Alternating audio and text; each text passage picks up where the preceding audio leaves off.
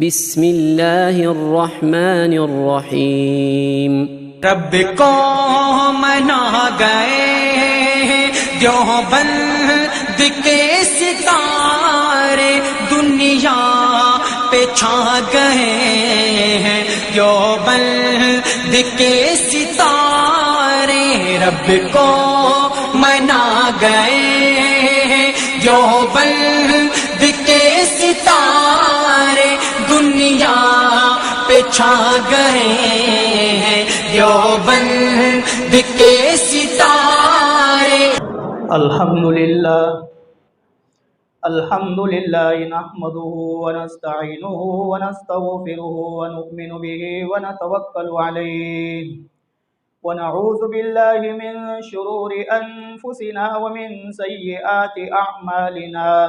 मन यहदिहिल्लाहु फला मुज़िल्ल लहु व मन युज़लिल्हु फला हादिय लहु व नशहदु अल्ला इलाहा इल्लल्लाहु वहदहु ला शरीका लहु व नशहदु अन्न सय्यिदना व शफीअना व सनदना व मौलाना मुहम्मदन अब्दुहु व रसूलुहु सल्लल्लाहु अलैहि व अला आलिहि व अस्हाबिहि अजमईन इला यौमिद्दीन। अम्मा बाद फ़अऊज़ु बिल्लाहि मिनश शैतानिर रजीम। बिस्मिल्लाहिर्रहमानिर्रहीम। इन्नमा युरीदुल्लाहु लियुज़हिबा अन्कुमुर रिज्स अह्लल बैति व युतह्हिरकुम तत्हीरा। वक़ालल्लाहु तआला अज़्ज़ व जल्ल फ़ी मक़ामिन आख़र इन्न इद्दतश्शुहूरि इंदल्लाहि इस्ना अशर शहरन फ़ी किताबिल्लाहि यौमा ख़लक़स्समावाति वल अर्ज़ मिन्हा अर्बअतुन हुरुम ज़ालिकद्दीनुल क़य्यिम फ़ला तज़लिमू फ़ीहिन्ना अन्फ़ुसकुम। क़ालन नबिय्यु सल्लल्लाहु अलैहि वसल्लम अफ़ज़लुस्सियामि बअद शहरि रमज़ान शहरुल्लाहिल मुहर्रम। वक़ालन नबिय्यु सल्लल्लाहु अलैहि वसल्लम फ़ी मक़ामिन आख़र सूमू यौम आशूरा व ख़ालिफ़ू फ़ीहि अल यहूद व सूमू क़ब्लहु यौमन औ बअदहु यौमा। रवाहुल इमामुल हुम्माम मुस्नद रहिमहुल्लाहु तआला फ़ी सहीहिही। सदक़ल्लाहुल अलियुल अज़ीम व बल्लगना रसूलुहुन नबियुल उम्मियुल करीम व नहनु अला ज़ालिका लमिनश शाहिदीन वश्शाकिरीन वल्हम्दुलिल्लाहि रब्बिल आलमीन।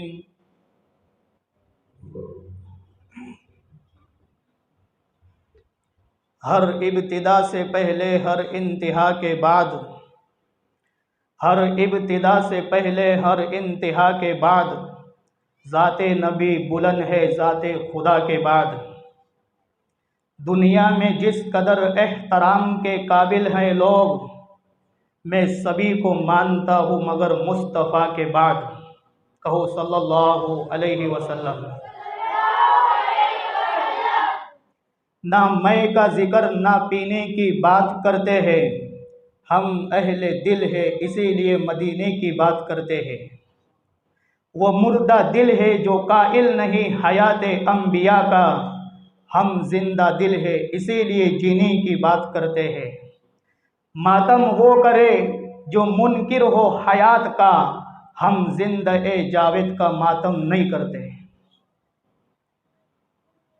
मेरे निहायत वाजिबुल एहतराम स्टेज पर तशरीफ़ फरमा अकाबिर उलमाए किराम, खुसूसन मुहतमिम मदरसा उमर बिन खत्ताब रज़ियल्लाहु ताला अन्हु, कारी अब्दुल अलीम साहब और उस्ताद मोहतरम मदरसा हाजा कारी यूसुफ साहब, मुफ्ती मोहम्मद कामरान साहब और हाफिज़ मोहसिन साहब, मौलाना शकील साहब और दीगर मसाजिद से आए हुए अइम्मा किराम और मदरसे के इंतज़ामिया और अज़ीज़ तलबाए किराम और मुअज़्ज़ज़ सामीन किराम,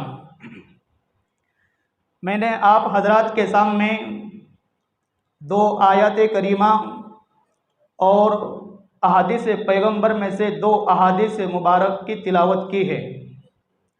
आज की इस मजलिस में हमें इस बात को समझना है कि माह मुहर्रम के बारे में अल्लाह कुरान करीम में क्या फरमा रहे हैं और हदीस में हमारे पैगंबर सल्लल्लाहु अलैहि वसल्लम हमें क्या समझा रहे हैं। इस बात को आज की मजलिस में हमें समझना है।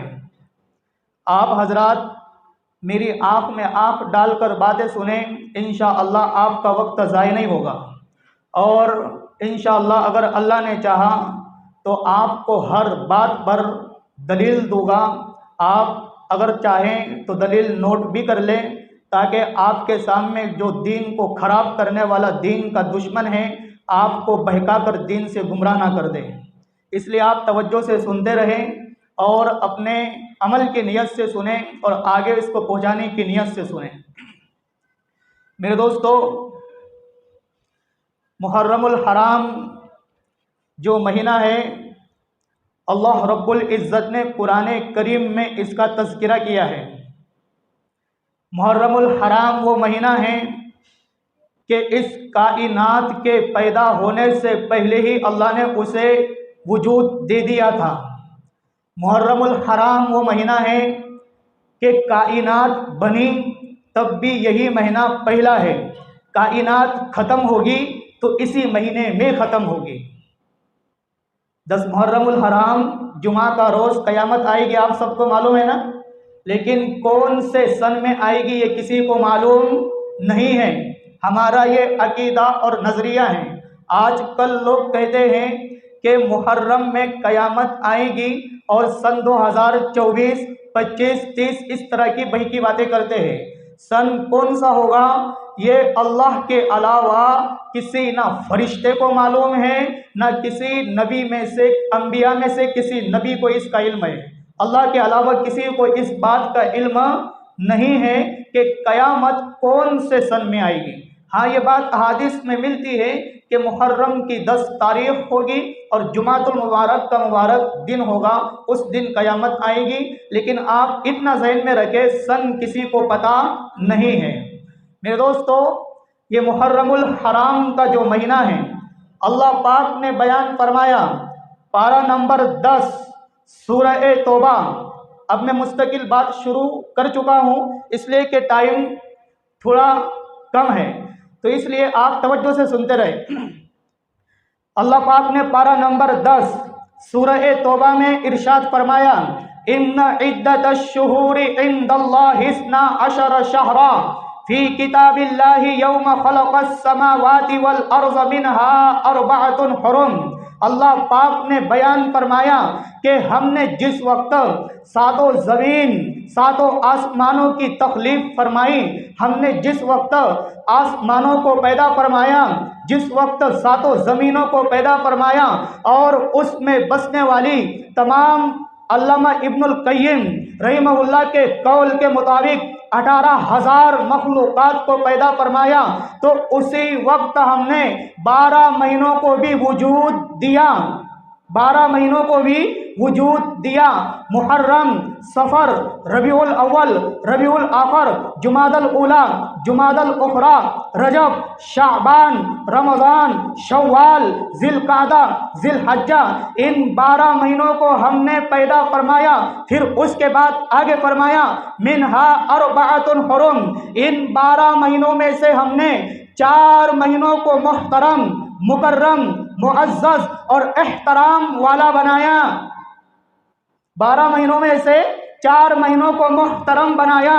अब कुरान करीम, तवज्जो रखना, इस बात से खामोश है कि 12 महीनों में से वो 4 महीने कौन से हैं, कुरान में ये बात नहीं है। आइए हदीस पैगंबर की तरफ आते हैं। सही बुखारी उठाइए, जिल्द नंबर 1 में रिवायत मौजूद है। हजरत अबू बकरा रज़ी अल्लाह ताला अन्हु रावी है। हुजूर पाक अलैहिस्सलाम ने इरशाद फरमाया, इन्ना ज़माना बदिस्तदार का हैअतिही यौम खलक़ल्लाहुस समावाति वल अर्ज़ मिनहा अर्बअतुन हुरुम सलासुम मुतवालियातुन ज़ुल क़अदति व ज़ुल हज्जति वल मुहर्रम व रजब मुज़र अल्लज़ी बैन जुमादा व शाबान रवाहुल बुखारी रहमहुल्लाह कि हज़रत अबू बकरा रज़ी अल्लाह ताला अन्हु बयान फरमाते हैं कि मेरे महबूब मुस्तफ़ा सल्लल्लाहु अलैहि वसल्लम ने इरशाद फरमाया कि जिस वक्त से अल्लाह पाक ने इस कायनात में टाइमिंग सिस्टम को जारी फरमाया, अरसे को जारी फरमाया, ज़माने का एहतमाम फरमाया, उस वक्त अल्लाह रब्बुल इज़्ज़त ने 4 महीनों को मुहतरम बनाया। उन 4 महीनों में से 3 लगातार हैं। Number 1 Zulqadah, number 2 Zulhijjah, number 3 Muharram. फिर चौथे महीने के बारे में फरमाया रजब मुज़र के चौथा महीना रजबुल मुरज्जब का है, जो अल्लज़ी बैन जुमादा व शाबान, जो जुमादल उखरा और शाबान के दरमियान होता है। कितने महीने मोहतरम? 4। Number 1 Zulqadah, number 2 Zulhaj, number 3 Muharram, number 4 Rajab. इन 4 महीनों को अल्लाह पाक ने मुहतरम, मुकर्रम, मुअज़्ज़ज़ बनाया। कुरान करीम ने अल्लाह पाक ने सिर्फ इस बात की इजमालन बयान फरमाया कि 4 महीने मुहतरम, लेकिन कुरान करीम में ये नहीं फरमाया कि मुहर्रम मुहतरम, ज़ुल्क़अद ज़ुल्हज मुहतरम या रजब मुहतरम, ये नहीं बयान फरमाया। बल्कि हदीस पैगंबर में हमने हदीस पढ़ी, सही बुखारी जिल्द अव्वल में रिवायत मिली, हुज़ूर पाक अलैहिस्सलाम ने बयान फरमाया कि अल्लाह पाक ने इन 4 महीनों को number 1 Zulqadah, number 2 Zulhaj, number 3 Muharram, number 4 इन 4 महीनों को मुहतरम फरमाया। मेरे दोस्तों, यहाँ रुककर एक बात कह दो, जब तक हदीस को हम ना उठाएं कुरान करीम समझ में आ ही नहीं सकता। मैं ये बात बड़े चैलेंज के साथ कहता हूँ, फजर की 4 रकात नमाज है। कुरान में तो ये बात है कि फजर की नमाज फर्ज है, लेकिन 4 रकात है, कुरान में ये नहीं है। जब तक आप हदीस को ना उठाएं, जोहर की 12 रकात साबित नहीं हो सकती। जब तक आप हदीस पैगंबर को अपने सीने से ना लगाएं, असर की 8 रकात नमाज साबित नहीं हो सकती। जब तक आप हदीस पैगंबर को आप अपने होठों से ना चूमें, मगरिब की 7 रकात, इशा की 17 रकात, जुमा की 14 रकात और ईदैन की 2 रकात साबित नहीं हो सकती। पता इससे ये चला, कुरान समझना है तो पैगंबर के दरवाजे को खिटखिटाना होगा।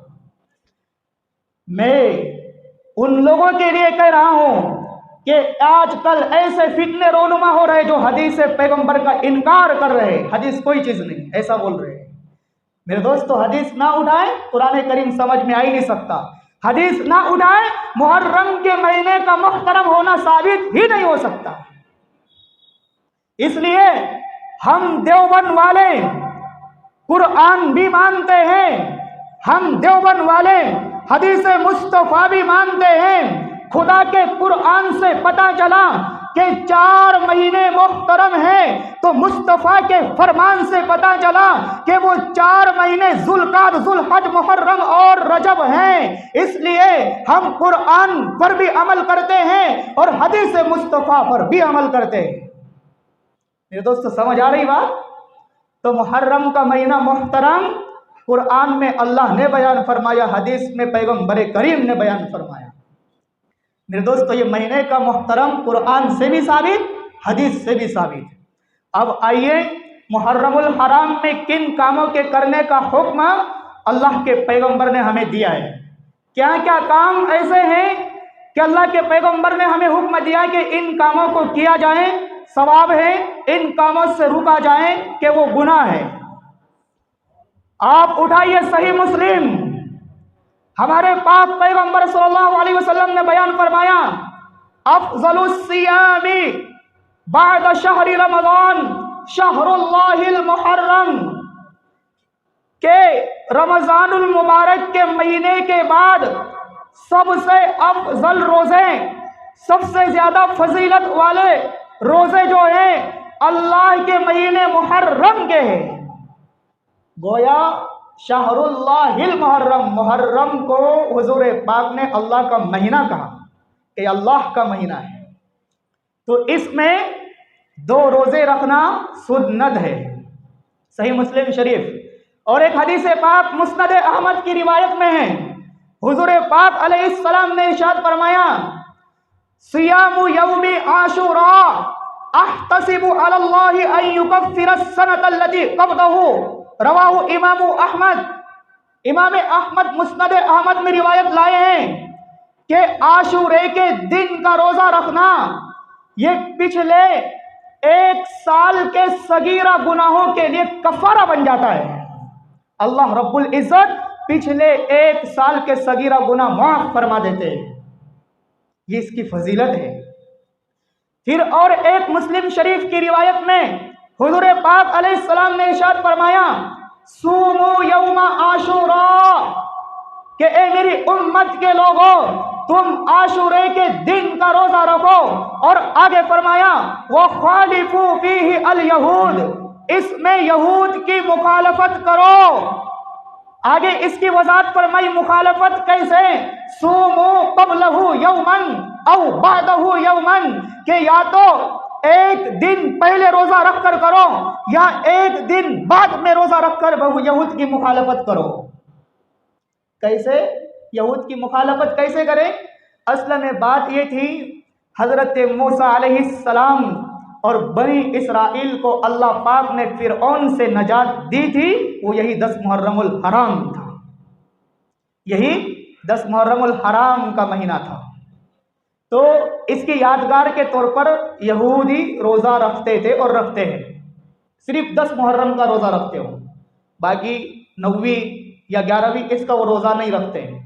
हुजूर पाक अलैहिस्सलाम को पता चला कि ये 10वीं मुहर्रम का रोज़ा रखते हज़रत मूसा की यादगार में, तो हम ज़्यादा इस बात के हकदार है कि हम भी रोज़ा रखें, लेकिन हमारे रोज़े की तरतीब ये होगी, या तो 9वीं 10वीं का रखें या तो 10वीं 11वीं का रखें, या तो 9वीं 10वीं तारीख या 10वीं 11वीं तारीख।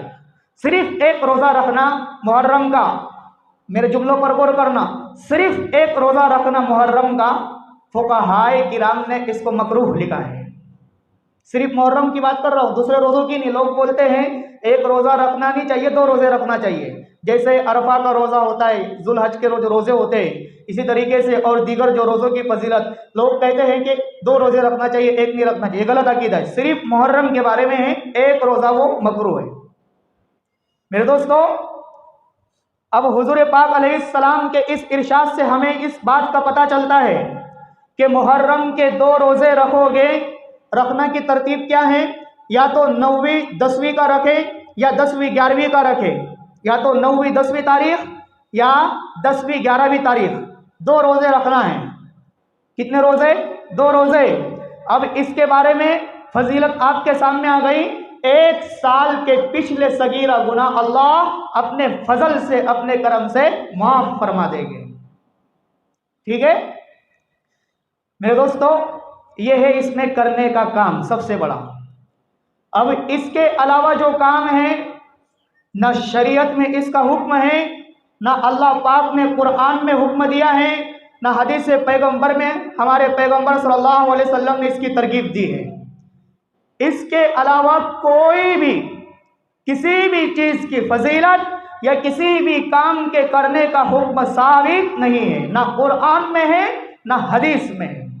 पता इससे ये चला कि इनके अलावा जो काम मुहर्रम में किए जाएंगे, यानी रोज़ों के अलावा जो काम, तो वो कुरान के भी खिलाफ होगा और हदीस के भी खिलाफ होगा। और जो काम कुरान के भी खिलाफ हो, हदीस के भी खिलाफ हो, उसके करने में सवाब नहीं, गुनाह मिलता है। समझ रहे बात को? उसके करने में सवाब नहीं, गुनाह मिलता है। मेरे दोस्तों, ये आशूरे के रोज़े से मुताल्लिक आपके सामने कुछ बातें आई। अब ज़रा आगे चलते हैं। मैंने आपके सामने दूसरी आयत करीमा पढ़ी थी, सूरह अहज़ाब पारा नंबर 22, इन्नमा युरीदुल्लाहु लियुज़हिबा अन्कुमुर रिज्सा अहलल बैत व युत्तहिरकुम तत्हीरा, के पैगंबर के जो अहले बैत हैं, अल्लाह पाक इन्हें पाक साफ शफाफ और साफ सुथरा करना चाहता है। वयुत्तहिरकुम तत्हीरा, इन्हें पाक साफ करना चाहता है।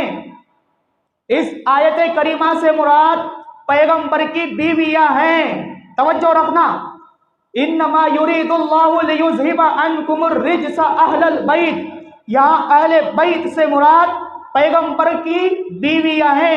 हजरत खदीजतुल कुबरा, हजरत अम्मी आयशा, हजरत मैमूना, हजरत सौदा, हजरत जुबैरिया और हजरत हफ्सा और हजरत सौदा बिन्ते ज़मआ रज़ी अल्लाह ताला अन्हुन्ना, ये तमाम बीवियां मुबारक हैं। मेरे दोस्तों, अब अहले बैत का माना क्या है, ज़रा इस बात को समझना, क्योंकि मैं अब डायरेक्टली इमाम हुसैन के वाक़े की तरफ आ रहा हूँ।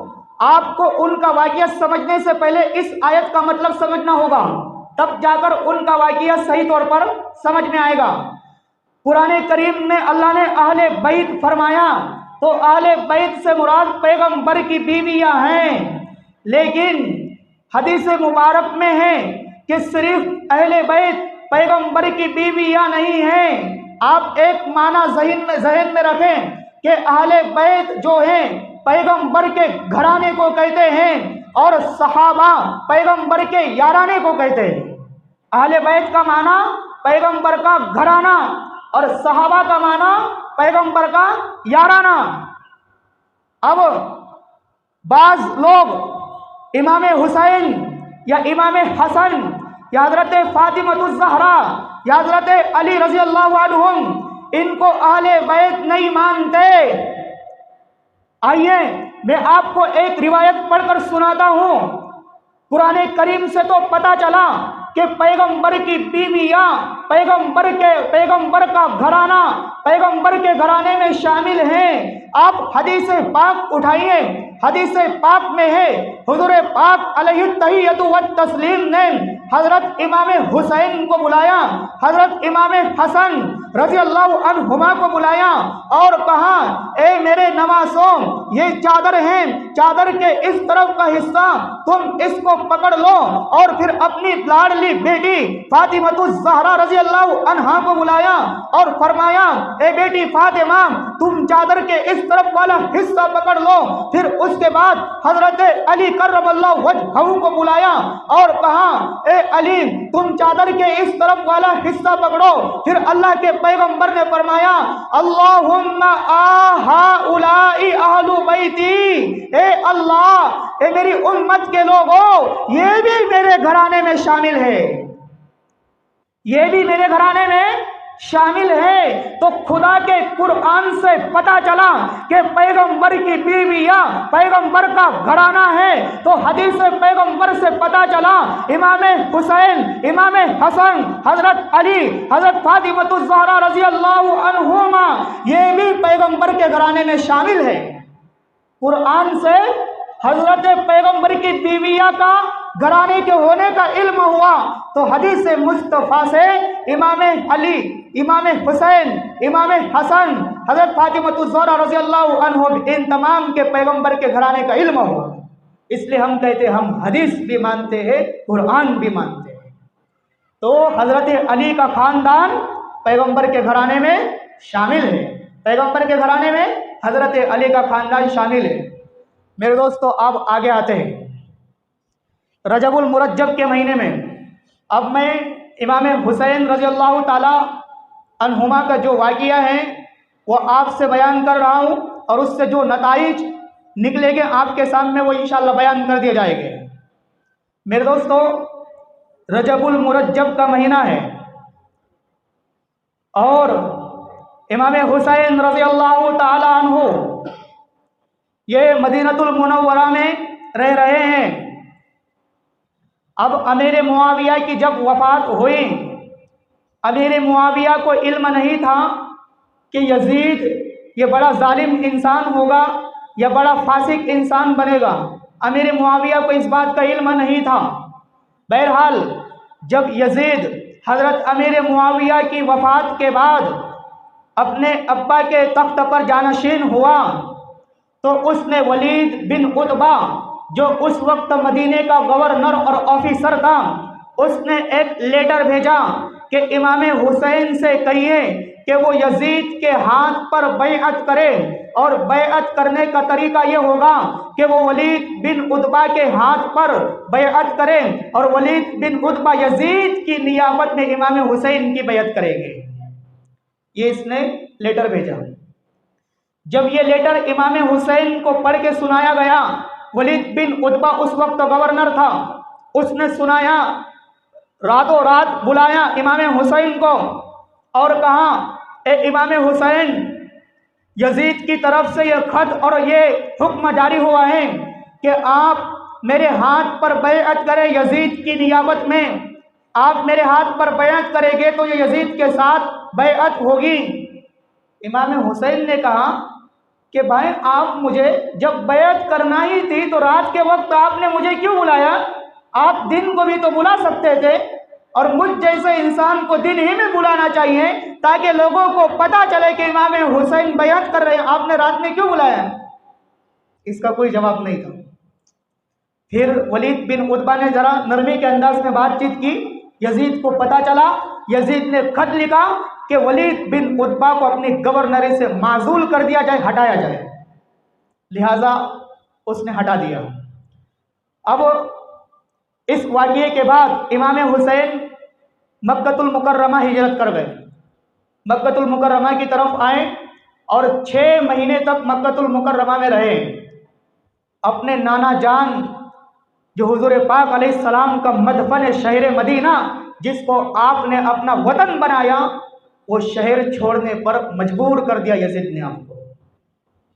मेरे दोस्तों, सुनिए आगे क्या होता है। कूफियों ने, जो कूफा के रहने वाले थे, मुल्क शाम का एक इलाका है कूफा और बसरा। कूफा, हजरत अली की शहादत भी कूफा में हुई और कूफा में ही दफन है। यही कूफा के जालिमों ने आपको शहीद किया था। आगे चलते हैं। कूफियों ने खुतूत रवाना किए। खुतूत क्या रवाना किए? ए इमाम हुसैन, आप कूफा आ जाइए, हमारी क़ियादत, हमारी सियादत, हमारी अमारत संभालिए और हमें समझाइए कि आपके नाना का दीन क्या है, आपके नाना का इस्लाम क्या है। हमें दीन और इस्लाम के बारे में कोई मालूमात और कोई खबर नहीं है। आप हमें समझाइए कि दीन क्या चीज़ है, इसके अहकामात क्या हैं, इसके फराइज़ क्या हैं और इसके सुनन नवाफिल क्या हैं। आप आइए, हम आपका खैर मकदम करते हैं, हम आपको अहलन व सालन मरहबन बिगुन पेश करते हैं, हम आपका वेलकम करते हैं। ये खुतूत आए इमाम हुसैन के पास। फिर आपके पास कुछ सहाबा थे, अब्दुल्ला इब्ने अब्बास, अब्दुल्ला इब्ने उमर और दीगर सहाबा रज़ी अल्लाह अन्हुम। इन तमाम से आपने मशवरा किया कि अहले कूफा अपनी मोहब्बत का इजहार कर रहे हैं, आप हजरात की क्या राय है? इन सहाबा ने फरमाया, अब्दुल्ला इब्ने अब्बास, अब्दुल्ला इब्ने उमर खुसूसन रज़ी अल्लाह अन्हुमा ने फरमाया, ए इमाम हुसैन, आप ना जाइए, ये कूफा के लोग बड़े गद्दार हैं, ये कूफा के लोग बड़े बेगैरत इंसान हैं, ये कूफा के लोग बेवफाई करने वाले हैं, आप ना जाइए।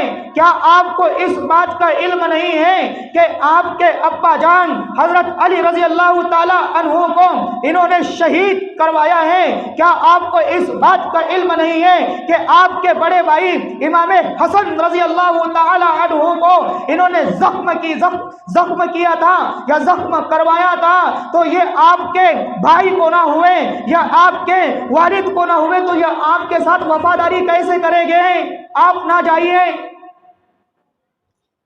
इमाम हुसैन ने फरमाया, ये बात की नस्ल हो सकता है कि इन्होंने जो हमारे अब्बा और हमारे बड़े भाई के साथ किया, अब वो सुधर गए होंगे, अब वो अच्छे बन गए होंगे। ये बात की नस्ल है, ये अच्छे बन गई होगी। आप कैसी बात कर रहे हो?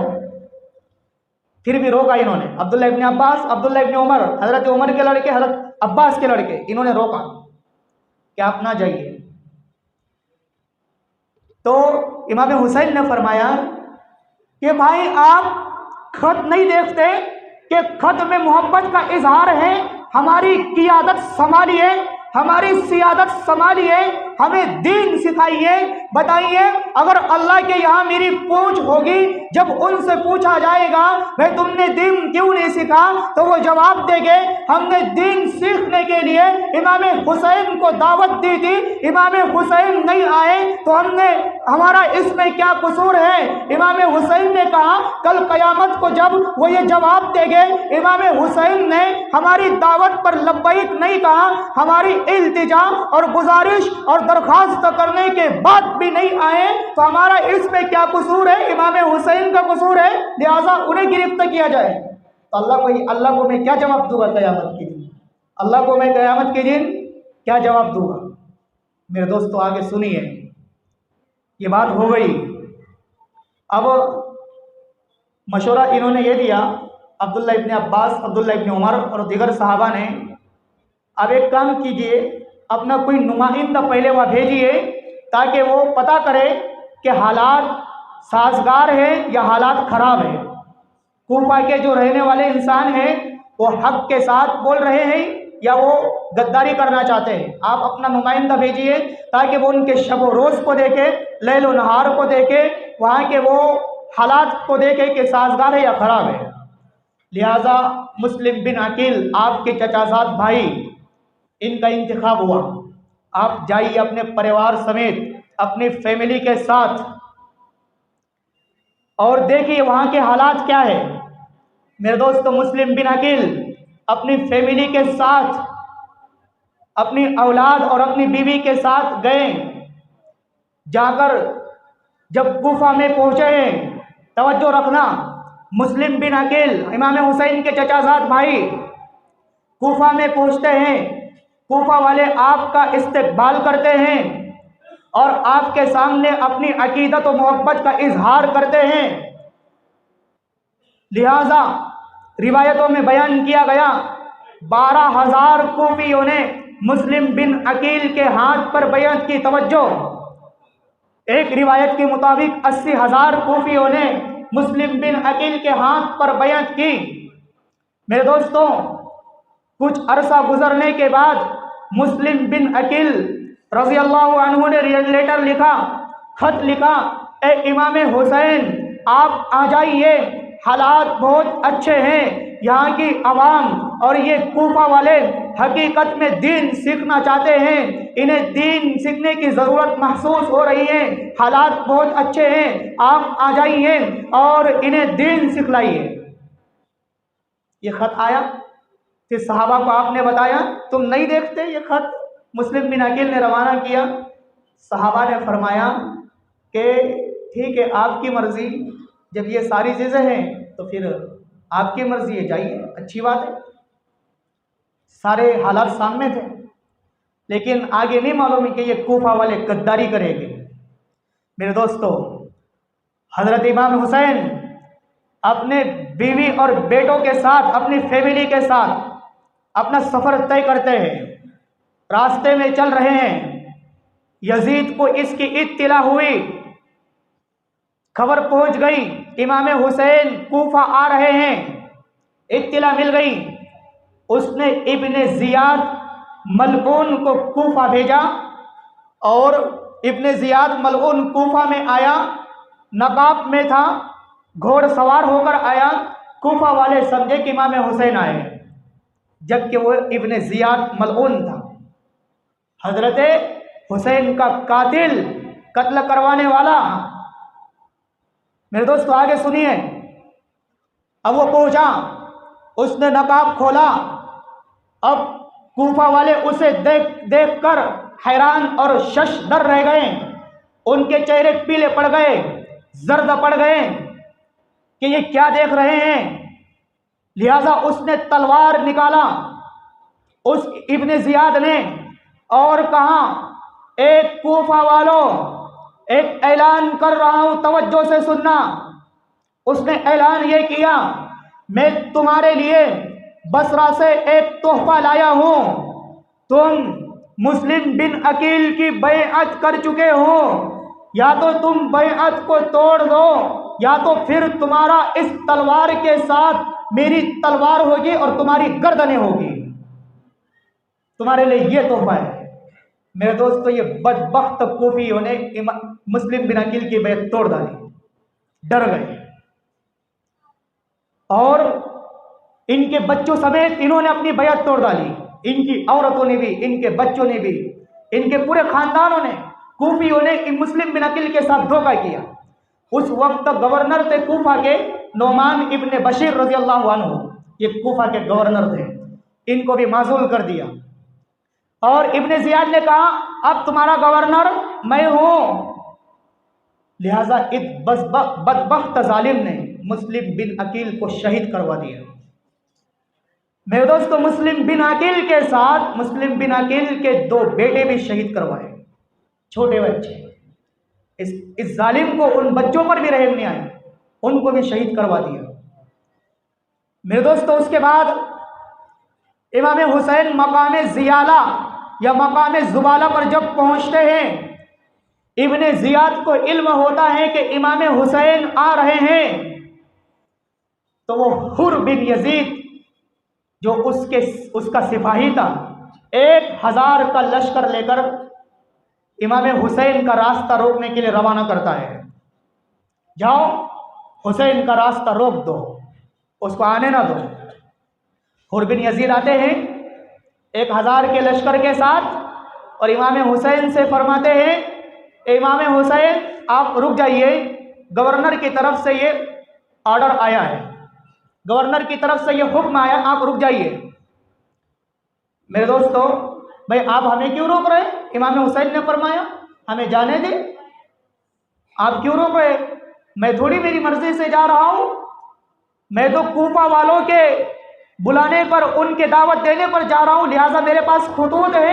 शीश इब्ने रबी खत लिखने वाला, असद इब्न ज़ैद खत लिखने वाला, हारिस बिन ज़ैद खत लिखने वाला, ज़ुहैर इब्नुल कैम, इन तमाम कूफियों ने खुतूत लिखे, मेरे पास मौजूद है, मैं इनकी दावत पर जा रहा हूं, मैं तो मेरी मर्जी से नहीं जा रहा, आप हमें क्यों रोकते हैं? मेरे दोस्तों, फिर उसके बाद हुर बिन यजीद, इमाम हुसैन रुक गए।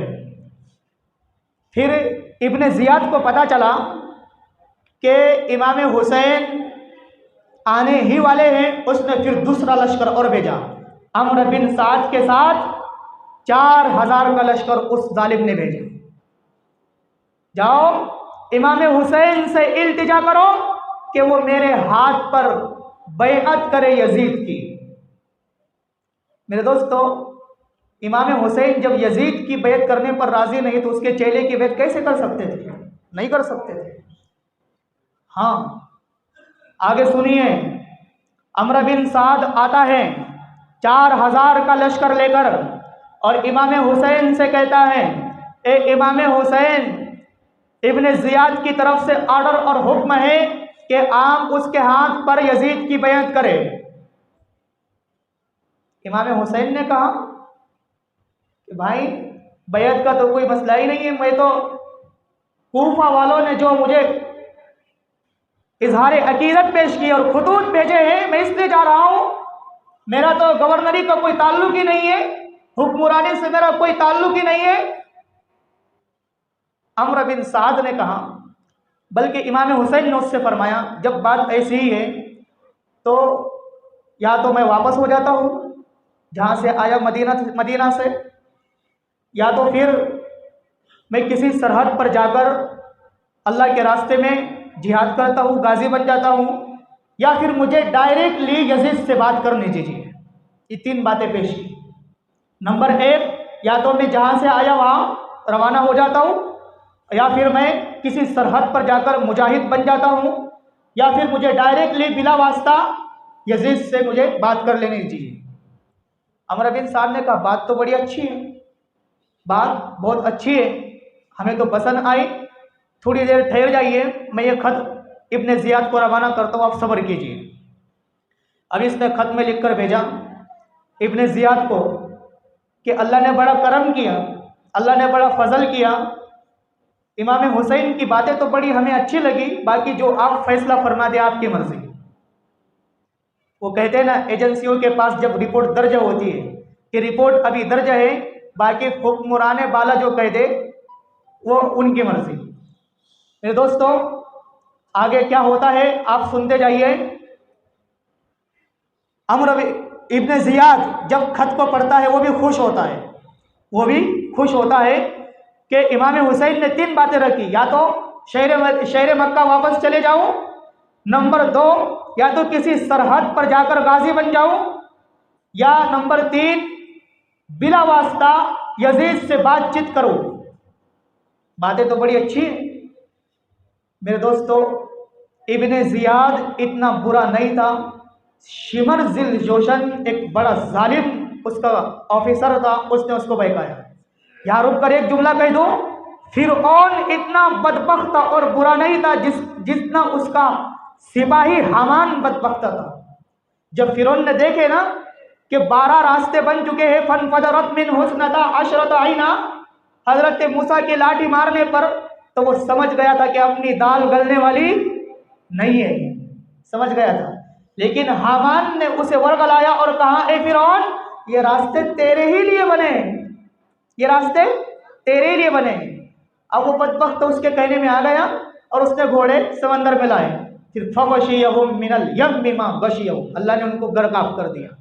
तो इसी तरह इब्ने जियाद मान गया था कि हुसैन ठीक कह रहे हैं, लेकिन शिमर जिल जोशन ये बड़ा बदबख्त जालिम था और इसने बहकाया, ए इब्ने जियाद, अगर तुमने आज इमाम हुसैन को ऐसे ही छोड़ दिया और उसका मुकाबला नहीं किया तो यही कल हो करके तुम्हारी हुकूमत को माजूल करने का, तुम्हारे तख्त को उलटने का और तुम्हारी हुक्मरानी को खत्म करने का सबब बनेगा। यही तो वजह है कि आज यजीद के सर के लिए या उसकी हुकूमत के लिए गिराने के लिए, हटाने के लिए सबब बना हुआ है। अगर आपने छोड़ दिया तो फिर आपकी हुकूमत बाकी नहीं रहेगी। शिमर जिल जोशन ने बहकाया। फिर अच्छा, इब्ने जियाद ने कहा, शिमर जिल जोशन, तुझे लड़ने का बड़ा शौक है तो तू उससे मुकाबला कर। शिमर ने कहा, ठीक है, मैं मुकाबला करता हूँ, लेकिन मैं अपने ज़हन से जो अपने सिपाही और वुज़रा को मुंतखब करूँगा तो अपनी चॉइस से करूँ, अपनी चॉइस करूँगा, आपकी चॉइस नहीं। ठीक है, कर ले। शिमर ने बड़ा लश्कर तैयार किया और अपनी पसंद, अपनी मर्जी के मुताबिक उसने चुना सिपाहियों और वजीरों को और गया इमाम हुसैन के मुकाबले के लिए। इमाम हुसैन के पास जब वो लश्कर लेकर पहुंचा, इमाम हुसैन से उसने कहा, ए इमाम हुसैन, आप या तो यजीद के हाथ पर बैअत कर लीजिए, नहीं तो हम अभी जंग छेड़ रहे हैं। जंग का ऐलान कर दिया। इमाम हुसैन ने कहा कि यजीद के हाथ पर बैअत करूं और मैं, ये नहीं हो सकता है, जंग के लिए हम भी तैयार हैं। मेरे दोस्तों, हुर बिन यजीद, जिसको इब्ने जियाद ने पहले भेजा था 1000 का लश्कर लेकर, ज़हन में है ना, हुर बिन यजीद पहले, फिर अमर बिन साद 4000 के लश्कर के साथ, फिर उसके बाद ये शिमर जिल जोशन आया। तो हुर बिन यजीद जो 1000 के लश्कर के साथ आया था, जब उसने ये मामला देखा कि मामला इस हद तक बढ़ गया कि ये इमाम हुसैन के खून लेने को तैयार हो गए, उनको शहीद करने के लिए तैयार हो गए, मुझे नहीं मालूम था कि ये इनके खून के प्यासे हैं। ये गए और इमाम हुसैन के कदमों में जाकर माफी मांगा, ए इमाम हुसैन, मुझे माफ कर दीजिए, मुझे नहीं मालूम था कि ये मामला इस हद तक बढ़ जाएगा और ये बदबख्त जालिम आपके खून के प्यासे हो गए, मुझे नहीं पता था, माफ कर दीजिए। मेरे दोस्त, इमाम हुसैन ने माफ कर दिया। जब करबला के शहीदों को गिना गया तो इमाम हुसैन के लश्कर में हुर बिन यजीद शहीद कर दिए गए थे। हुर बिन यजीद ने कहा था, इमाम हुसैन, मैं आपकी हिफाजत के लिए अगर माल लुटाने की बारी आई, माल भी आप पर लुटाऊंगा। अगर आपके तहफ़्फ़ुज़ की खातिर जान देने की बारी आई, अपनी गर्दन पर तलवार भी चलाने दूंगा, मेरे बच्चों को भी शहीद करवाऊंगा। ए इमाम हुसैन, आपका साथ हर वक्त दूंगा। मेरे दोस्तों, तारीख इस बात की गवाही और शाहिद है कि अहले तारीख ने बताया, जिसमें से सरे फहरिस्त तारीख इब्ने खल्दून है। तारीख इब्ने खल्दून में बयान किया गया कि इमाम हुसैन के लश्करों में हुर बिन यजीद की लाश पड़ी हुई थी। साथ दिया इसने, अपनी बात को पूरा करके दिखाया। मेरे दोस्तों, हटा नहीं पीछे, अपनी बात को पूरा करके दिखाया। मेरे दोस्तों, ये जब मामला तय हुआ शिमर जिल जोशन और उसके लश्कर के साथ कि आप जंग करना है, 8 मुहर्रमुल हराम थी। मुहर्रमुल हराम की 8वीं तारीख इमाम हुसैन ने कहा हमें 1 दिन की मोहलत दी जाए। इमाम हुसैन मेरे दोस्तों इनके साथ इतना जुल्म किया कि मेरे पास वो अल्फाज नहीं है कि मैं कैसे बोलूं। पानी बंद कर दिया गया, पानी, बच्चे भी प्यासे हैं और बीवियां, बच्चियां, ये तमाम के तमाम अहले बैत के जो खानदान है सब प्यासे हैं, खैमा लगाए हुए करबला के मैदान में। मेरे दोस्तों, जब जंग होती है, जंग होने के बाद इमाम हुसैन 1 दिन पहले रात में अपने बच्चों को नसीहत करते हैं, अपने बच्चों को नसीहत करते हैं। अली अकबर, अली असगर और इमाम ज़ैनुल आबिदीन, अलीउल औसत उनका नाम, इमाम ज़ैनुल आबिदीन के नाम से मशहूर है। उन्हीं से खानदान चलिए अभी आगे बोलता हूँ। मेरे दोस्तों, जब ये बात यहाँ तक आई, इमाम हुसैन ने अपने बच्चों को समझाया कि ए मेरी औलाद, कल शायद सुबह मैं ना रह सकूँ, लेकिन तुम दीन पर अमल करते रहना। हमारे नाना जान ने जो हमें बतलाया सिखलाया है उस पर अमल करते रहना, शायद मेरी कल की आखिरी ज़िंदगी होगी। मेरे दोस्तों, जब ये जुमला कहा होगा बच्चों पर क्या गुजरी हो, इमाम हुसैन की बीवी पर क्या गुजरी हो। मेरे दोस्तों, जब सुबह होती है, रिवायतों में बयान किया गया जुमातुल मुबारक का दिन 10वीं मुहर्रम, आप रात भर आपने 9वीं मुहर्रम को इबादत की, अल्लाह का जिक्र किया, कुरान करीम की तिलावत की। फिर जंग शुरू हुई तो फिर उसमें ये कई हज़ारों के लश्कर में था दुश्मन, और इमाम हुसैन सिर्फ 72 अफराद है, सैकड़ों में भी नहीं है, सिर्फ 72 है, जिसमें से 27 एक रिवायत के मुताबिक और 21 एक रिवायत के मुताबिक इमाम हुसैन के खानदान से। 9 औलाद हजरत अली करमल्लाहु वजहहू की शहीद हुई। इसमें 9 बेटे हजरत अली के, आपको नहीं मालूम, अभी नाम गिना होगा। और इमाम हुसैन के 2 बेटे शहीद होते हैं, और इसी तरीके से इमाम हसन जो आपके बड़े भाई थे, उनके 3 बेटे शहीद होते हैं, 3 बेटे। हजरत हुसैन के भांजे 2 शहीद होते हैं, हजरत जाफर रज़ी अल्लाह अन्हु की औलाद शहीद होती है। इस तरीके से 72 तन पूरे होते हैं। मेरे दोस्तों, जब इसने जंग शुरू की, इस बदबख्त जालिम ने तलवार चलाना शुरू की, इसने बच्चों को भी नहीं बख्शा। इसने जितने 72 थे सबको शहीद कर दिया। अब अलीउल असगर और अलीउल अकबर ये छोटे बच्चे थे, आपके हाथ में एक बच्चा था अली असगर इमाम हुसैन के हाथ में, अब वो हाथ में लिए हुए थे। इस बदबख्त जालिम के लश्कर ने उसे भी शहीद कर दिया। मेरे दोस्तों, बेटा हाथ में और बाप हाथ में लिए हुए और बेटा शहीद होते देख रहे, बेटे को कैसा जुल्म होगा उसका, छोटे बच्चे को शहीद होते देख रहे हैं कि इस बदबख्त जालिम ने छोटे बच्चे पर भी रहम नहीं किया। मेरे दोस्तों, खेमे से एक बच्चा घिसीटता हुआ पैर के बल चलते आया, घुटनों के बल, उस बदबख्त जालिम के लश्कर ने उसे भी नहीं छोड़ा, तीर मारकर उस घुटनों के बल चलते हुए बच्चे को भी खत्म कर दिया। मेरे दोस्तों, आगे और सुनिए। अब शिमर जिल जोशन, इस बदबख्त जालिम ने इमाम हुसैन को उनकी गर्दन पर तलवार चलाई और सर तन से जुदा कर दिया। इमाम हुसैन का सर जिस्म से अलग हो गया। मेरे दोस्तों, फिर उसके बाद छोटी छोटी औलाद, बेटियां हैं, बच्चियां हैं, इमाम हुसैन के घर में बैठी हुई है, खैमे में बैठी हुई है, बीवी है, फूफू है, ये सब घर में बैठी हुई है। मेरे दोस्तों, इस करबला के शहीदों में हजरत अली रजी अल्लाह ताला अन्हु की 9 औलाद शहीद होती है। 9 औलाद, जिसमें सबसे पहले शहीद मोहम्मदुल औसद है, नंबर 1। नंबर 2 शहीद हजरत अबू बकर इब्ने अली है। नंबर 3 शहीद इमाम अली के लड़के हजरत उमर इब्ने अली है। नंबर 4 शहीद उस्मान इब्ने अली है। नंबर 5 शहीद अब्दुल्ला इब्ने अली है। नंबर 6 शहीद उबैदुल्ला इब्ने अली है। नंबर 7 शहीद गाजी अब्बास इब्ने अली है। नंबर 8 और नंबर 9 पर जो शहीद होते हैं, नंबर 8 पर जाफर इब्ने अली और नंबर 9 पर इमाम हुसैन रजी अल्लाह ताला अन्हु बिन अली शहीद होते हैं। ये 9 बेटे इमाम अली रजी अल्लाह ताला अन्हु की औलाद है। नंबर 1 मोहम्मदुल औसद, नंबर 2 अबू बकर इब्ने अली, नंबर 3 उमर इब्ने अली, नंबर 4 उस्मान इब्ने अली, नंबर 5 अब्दुल्ला इब्ने अली, नंबर 6 उबैदुल्ला इब्ने अली और नंबर 7 गाजी अब्बास इब्ने अली, नंबर 8 जाफर इब्ने अली और नंबर 9 आखिर में हुसैन इब्ने अली।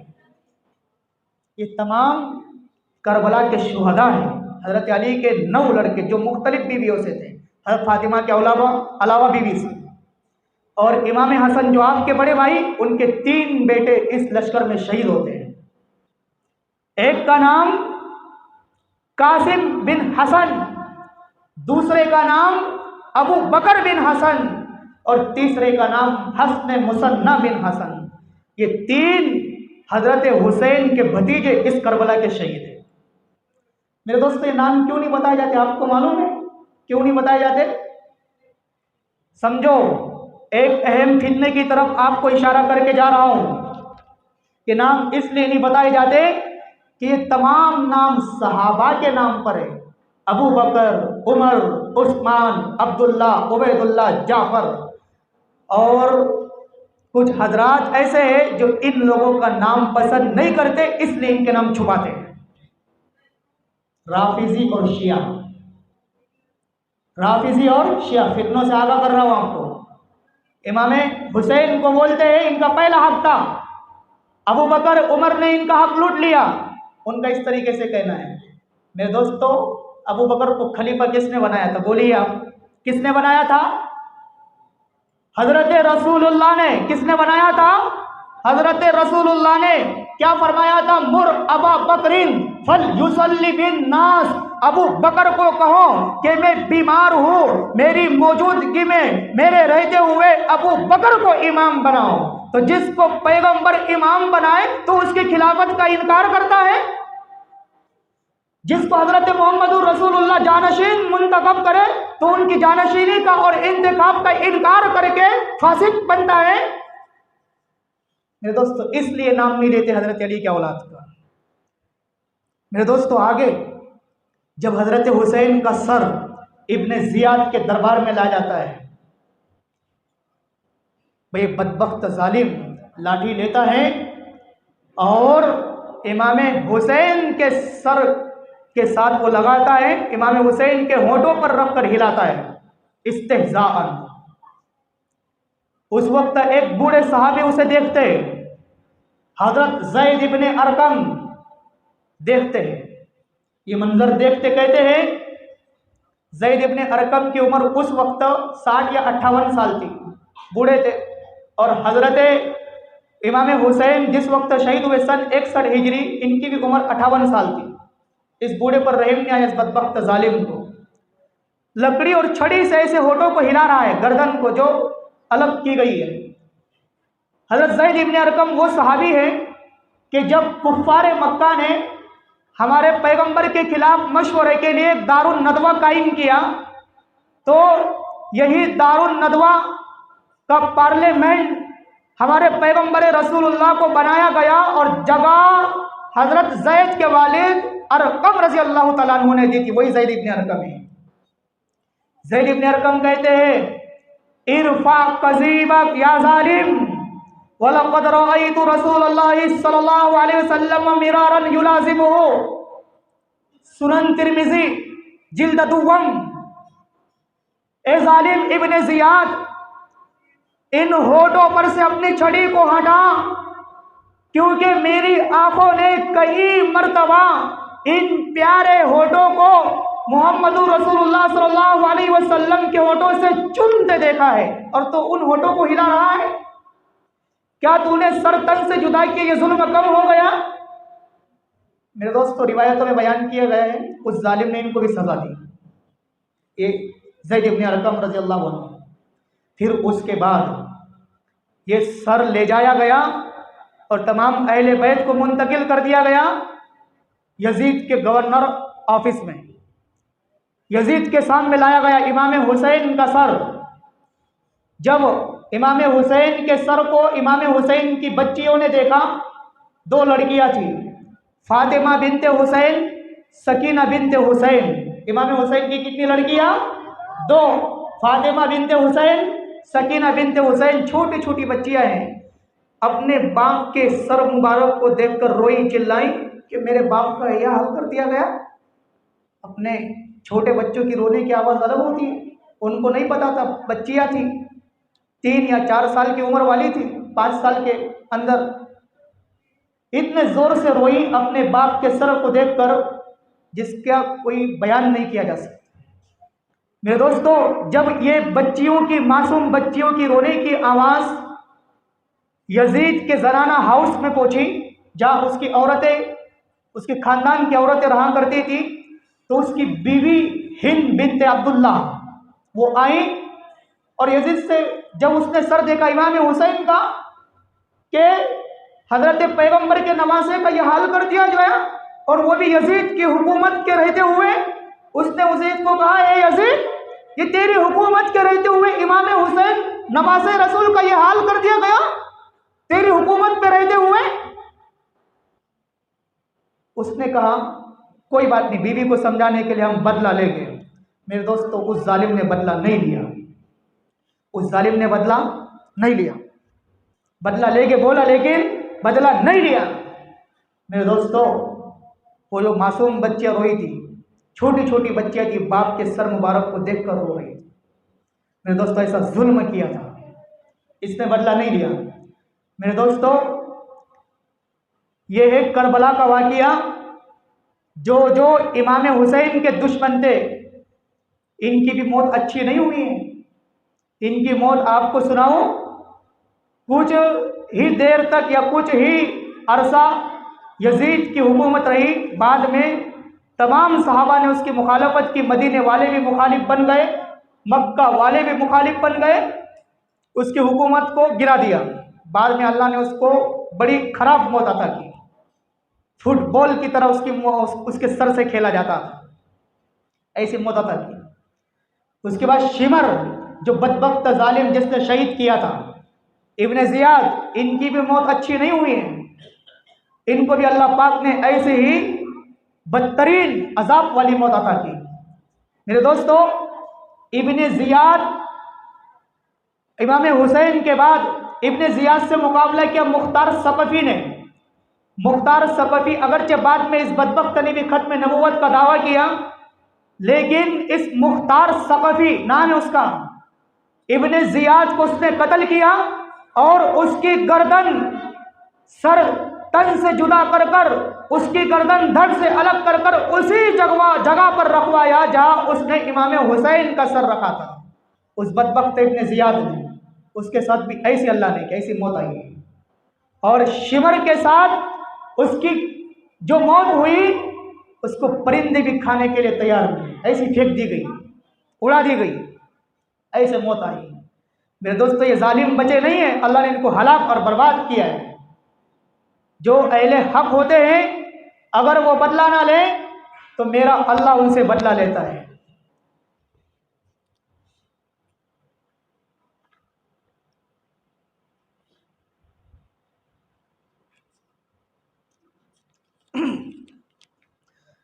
मेरे दोस्तों, वक्त अब तवील होते जा रहा है, अब मैं बात को समेट रहा हूं।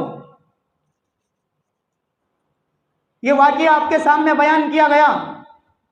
यजीद इब्न ज़ियाद और शिमर जिल जोशन। मेरे दोस्तों, यजीद ये जो है बड़ा बदबख्त इंसान था, जालिम इंसान था। अगरचे इसने कत्ल नहीं किया, लेकिन उनके साथ इआनत तो उसने की। इब्न ज़ियाद को गवर्नर तो उसी ने बनाया, शिमर उसी का तो आदमी था। अब मैं आपके सामने वो बातें पेश कर रहा हूँ, बात को समेटते हुए कि यजीद के बारे में हमारा अकीदा क्या होना चाहिए, यजीद के बारे में हम क्या अकीदा रखते हैं। तवज्जो रखना मेरे दोस्तों, अब मैं दलाइल इसके बारे में दे रहा हूँ कि इस यजीद मलऊन ने जो इमाम हुसैन के साथ मामला किया, अगरचे बिल वास्ता किया, बिला वास्ता नहीं किया, लेकिन उम्मत के अकाबिर, उम्मत के मशाइख, इमाम जलीलुल कद्र सहाबी हज़रत पैगम्बर रसूलुल्लाह अलैहि तहियतु व तस्लीम के जलीलुल कद्र असहाब का क्या अकीदा और नजरिया था, आप उठाइए। इमाम अबू बकर अल जस्सास रहमहुल्लाह की अहकामुल कुरान लिल जस्सास जिल्द नंबर 3 सफ़ा नंबर 175 पर तहरीर फरमाते हैं कि कान अस्हाबुन नबी सल्लल्लाहु अलैहि वसल्लम यबज़ूना बअदल खुलफाइल अरबाती मअल उमराइल फुस्साकी व गज़ा अबू अय्यूब अल अंसारी रज़ियल्लाहु अन्हु बाद मअ यजीद अल लईनी के इमाम हुसैन रज़ियल्लाहु ताला अन्हु के साथ जो यजीद मलऊन ने मामला किया, इमाम अबू बकर अल जस्सास तहरीर फरमाते हैं कि तमाम सहाबा रज़ी अल्लाहु अन्हुम ने जो खुलफाए अरबा के बाद उमरा फुस्साक जालिम और फाजिर बनते गए हैं, तमाम सहाबा ने मिलकर उन फुस्साक और फुज्जार उमरा के साथ मिलकर जिहाद किया था। और हजरत अबू अय्यूब अंसारी रज़ी अल्लाहु ताला अन्हु ने इस यजीद मलऊन के साथ इमाम हुसैन के शहादत के बाद जिहाद किया था। आप इससे भी आगे आइए, ये तो थे पैगंबर के जलीलुल कद्र असहाब। आप आइए उम्मत के फुकहा, अकाबिरीन फुकहाए उम्मत, सरे फहरिस्त इमाम अहमद इब्न हंबल मीज़ानुल एतदाल लिज़्ज़हाबी में इमाम ज़हाबी रहमहुल्लाह इमाम अहमद के बारे में कौल नकल करते हैं, ला यंबगी अय्युरवा अन्हु। इमाम अहमद इब्न हंबल ने फरमाया कि यजीद ऐसा जालिम इंसान था कि इससे कोई रिवायत बयान ना की जाए। और इसी तरीके से मजीद आगे इमाम इब्न तैमिया मजमुउल फतावा में इमाम इब्न अहमद बिन हंबल का कौल और फतवा नकल करते हैं। इमाम अहमद इब्न हंबल से पूछा गया कि क्या यजीद की रिवायत को लिखना चाहिए या नहीं लिखना चाहिए। इमाम अहमद इब्न हंबल ने जवाब दिया, क्या ये वही जालिम शख्स नहीं है कि जिसने अहले मदीना पर जुल्म किया था। बहरहाल इसकी रिवायत ना लिखने के काबिल है, ना इसकी बात बयान करने के काबिल है। आप इससे भी आगे आइए, उठाइए हयातुल हैवान लिद्दमीरी में अल्लामा कमालुद्दीन अद-दमीरी रहमहुल्लाह ताला तहरीर फरमाते हैं, अल-कया अल-हरासी इमाम शाफई मसलब के एक बड़े फकीह गुजरे हैं। इनसे पूछा गया, हल हुआ मिनस सहाबती अमला, क्या यजीद सहाबा में से था या नहीं था। दूसरा सवाल किया गया, हल यजूजु लानु अमला, क्या इस पर लान तान करना, इस पर तानो तशरीह करना जायज़ है या जायज़ नहीं है। तो फिर अल-कया अल-हरासी ने जवाब ये दिया कि यजीद ये बड़ा बदबख्त और जालिम इंसान था, सहाबा में इसका शुमार नहीं था। क्यों? लिअन्नहु वुलिद फी अय्याम उस्मान, इसलिए कि हज़रत उस्मान के दौर में पैदा हुआ। और लानो तशरीह के बारे में इमाम आज़म अबू हनीफा और इमाम मालिक इमाम अहमद इब्न हंबल रहमहुल्लाह का फतवा है। इसमें इन हजरात के दो कौल हैं। नंबर 1 कौल तसरीह वाला है, नंबर 2 कौल सराहत तलवीह वाला है। और हम तसरीह वाला कौल लेते हैं क्योंकि वो नर्द खेलने वाला, चीते का शिकार करने वाला और दाई में शराबी था। आप इससे भी आगे आइए, आप उठाइए अल-बिदाया व निहाया अल्लामा इमादुद्दीन ले इब्न कसीर अद-दिमश्की रहमहुल्लाह तहरीर फरमाते हैं कि यजीद ये बड़ा शराबी आदमी था। यजीद नमाजों का छोड़ने वाला, नमाजों को कज़ा में पढ़ने वाला आदमी था। आप इससे भी आगे आइए, मौर्रिक इस्लाम अल्लामा शम्सुद्दीन जलालुद्दीन अज़्ज़ावी अल-मुतवफ़्फ़ा 748 हिजरी नकल फरमाते हैं। इन्होंने बयान फरमाया कि यजीद बड़ा ये सख्त दिल था, ज़बान का ये बद किरदार था, ज़बान का बुरा इंसान था, दिल का भी बुरा था, ज़बान का भी बुरा था, दाइम शराबी था। इसने अपनी हुकूमत का इफ्तिताह करवाया, हजरत हुसैन के कत्ल से अपनी हुकूमत का इख्तिताम करवाया वाक़िए हर्रा के कत्ले आम पर। और ये बहुत बड़ा जालिम शराबी फाजिर और इसी तरीके से गुनाहगार इंसान था। आप इससे भी आगे आइए, आप उठाइए मजमूउल फतावा इब्न तैमिया, अल्लामा इब्न तैमिया अल-हर्रानी रहमहुल्लाह नकल फरमाते हैं कि मन काना युमिनु बिल्लाहि वल यौमिल आखिर ला यख्तारु अन यकूना मा यजीद वला मा अमसालिही अल्लज़ीना लैसू बिआदिलिन। इमाम इब्न तैमिया ने फरमाया कि जो शख्स अल्लाह और आखिरत के दिन पर ईमान रखता हो वो इस बात को पसंद नहीं करेगा कि यजीद जैसे बादशाहों के साथ वो अपना मामला तय करे जो मुनसिफ और आदिल नहीं थे, ना इंसाफी करने वाले थे। आप इससे भी आगे आइए, आप उठाइए इमाम शाह वलीउल्लाह मुहद्दिस देहलवी रहमहुल्लाह को आप कुर्रतुल ऐनैन में तारीफ फरमाते हैं कि यजीद की खिलाफत उन 12 खुलफा से साकित है और यजीद बहुत बुरा इंसान था, बुरी सीरत का मालिक था। आप इसके बाद इन तमाम अकाबिर के बाद आप नुमाइंदा जमात हक उलमाए देवबंद पर आइए, जिसमें सरफहरिस्त कासिमुल उलूम वल खैरात हुज्जतुल इस्लाम वल मुस्लिमीन बानी दारुल उलूम देवबंद हजरत कासिम अल्लामा साहब नानवी नव्वरल्लाहु मरकदहू रिवायत बयान करते हैं और अपना अकीदा और नजरिया मकतूबात शेखुल इस्लाम में तहरीर फरमाते हैं कि यजीद को जो अमीर मुआविया ने अपना जानशीन बनाया तो यजीद के बारे में उनका फिस्क, उनका फुजूर, उसके गुनहगारी मालूम नहीं थी। अगर कुछ किया भी होगा तो दर पर्दा इसका इल्म अमीर मुआविया को ना था। बहरहाल वो बुरा इंसान था। आप इससे भी आगे आइए, उठाइए फतावा रशीदिया जो सफा नंबर 49 पे अल्लामा रशीद अहमद साहब गंगोई नव्वरल्लाहु मरकदहू बयान फरमाते हैं कि यजीद को काफिर कहने से एहतियात किया जाए, लेकिन बेशक वो बुरी सीरत का मालिक था, बेशक वो फासिक फाजिर मलऊन इंसान था। आप इससे भी आगे आइए, आप उठाइए इमदादुल फतावा जिल्द नंबर 4 सफा नंबर 564 पर हजरत हकीमुल उम्मत मुजद्दिदुल मिल्लत हजरत मौलाना अशरफ अली साहब थानवी नव्वरल्लाहु ताला नकल फरमाते हैं कि यजीद फासिक था और फासिक की विलायत मुख्तलफ होती है। आप इससे भी आगे आइए, आप उठाइए मकतूबात शेखुल इस्लाम में शेखुल अरबी वल अजम सैयद ज़ादा हजरत अल्लामा हुसैन अहमद साहब मदनी नव्वरल्लाहु मरकदहू इसके बारे में लिखते हैं कि यजीद ये हजरत अमीर मुआविया की वफात के बाद उनके इस दुनिया से रहलत फरमाने के बाद जालिम बन चुका था, फाजिर बन चुका था, फासिक बन चुका था और मलऊन बन चुका था। ये है अकादिरीन उम्मत के नजरियात उसके बारे में जो आपके सामने मैंने फतावा जात सुना है, उलमाए देवबंद की तहरीरात आपके सामने सुनाई। यजीद के बारे में इन्होंने लिखा फासिक फाजिर मलऊन इंसान था। कि मैं अपना कौल नहीं, उम्मत के मुक़्तदर जलीलुल कदर असहाब के फतावा जात उनके अक़वालात आपके सामने सुनाए हैं। मेरे दोस्तों बड़ा जालिम इंसान था। मेरे दोस्तों अब आखिर में एक बात आपके सामने अर्ज़ कर दूँ, ये हो गया यजीद के बारे में हमारा नज़रिया। मैंने किताब का नाम भी लिया, सफ़ा नंबर जिल्द नंबर भी तारीर किया और उसके बाद उलमाए देवबंद अकाबिरीन उलमाए देवबंद के जो अकायद आपके सामने यजीद के बारे में नकल भी कर दिया। मेरे दोस्तों ये आप ऐसे दलाइल आपके सामने दिया हूँ कि जो दलाइल आप किसी की भी सामने बयान करें आपको कोई बहका नहीं सकता।